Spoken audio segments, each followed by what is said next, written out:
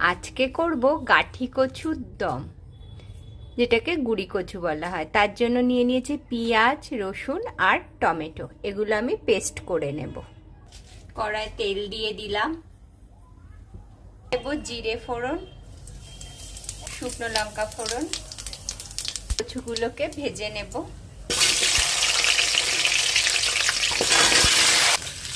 ভেজে নিয়েছি, এবার এগুলো তুলে রাখবো।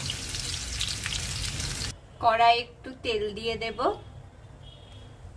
পেঁয়াজ আর রসুনের পেস্টটা দিয়ে দেব।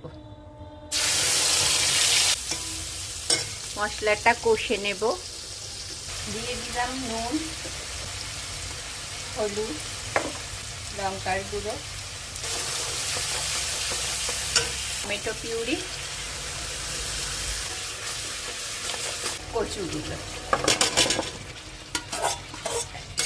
একটু ভালো করে কষবো। এবার আমি জল ঢেলে দেব,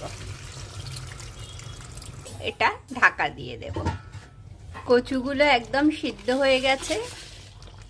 একটু স্বাদ মতো চিনি দিয়ে দিলাম। আমি এখন এতে ধনেপাতা ছড়িয়ে দিলাম।